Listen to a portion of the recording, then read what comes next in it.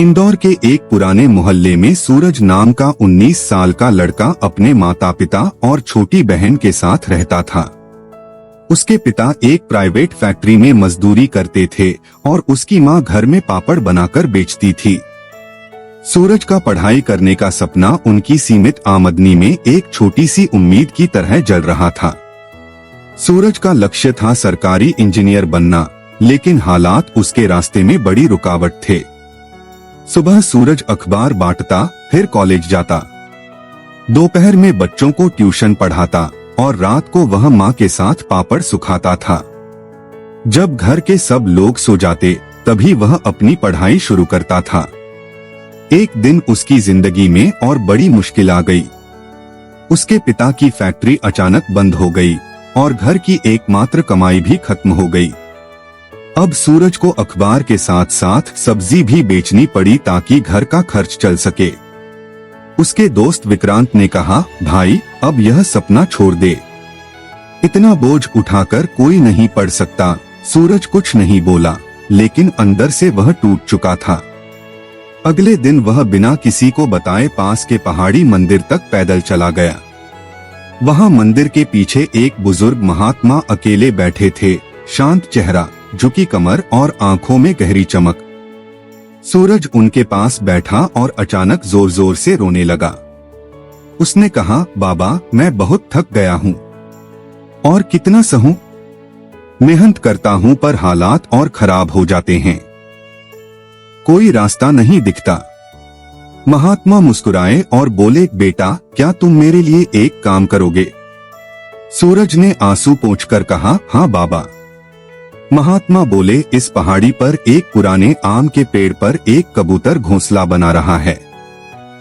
अगले 10 दिनों तक रोज जाकर उसका घोंसला तोड़ना और कोई सवाल मत पूछना।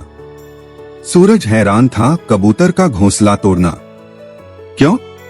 लेकिन महात्मा ने बस मुस्कुरा दिया। सूरज चुपचाप चल पड़ा। पहले दिन वह पेड़ के पास गया। डालियों के बीच कबूतर अपने तिनके जोड़ रहा था। सूरज ने घोंसला नीचे गिरा दिया। उसे बहुत बुरा लगा। एक छोटे से पक्षी का घर तोड़कर उसे दर्द देना उसे ठीक नहीं लगा।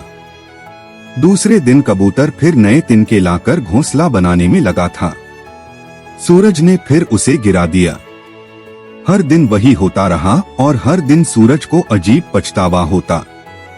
लेकिन उसने कोई सवाल नहीं पूछा, क्योंकि उसे पता था महात्मा कुछ समझाना चाहते हैं। 10वें दिन कबूतर ने फिर से घोंसला बना लिया था। सूरज उसे गिराने ही वाला था कि उसका हाथ खुद रुक गया। वह सीधे महात्मा के पास लौट आया और बोला, बाबा मैं समझ नहीं पा रहा। मैं रोज उसका घर तोड़ता रहा, लेकिन वह रोज फिर बना लेता था। मुझे हर दिन बुरा लगता था, लेकिन मैंने किया क्योंकि आपने कहा था। अब बताइए इसका मतलब क्या है? महात्मा ने गहरी सांस ली और बोले, बेटा यही मेरी पहली सीख है। लगातार मेहनत का मतलब सिर्फ काम करना नहीं होता, बल्कि हार के बाद फिर से खड़े होना होता है। वह कबूतर जानता है कि उसका घोंसला टूट सकता है, लेकिन फिर भी वह रोज नई उम्मीद से उसे बनाता है, क्योंकि उसे विश्वास है एक दिन सामने वाला थक जाएगा और तब उसका घर बच जाएगा। बेटा दुनिया भी ऐसी ही है।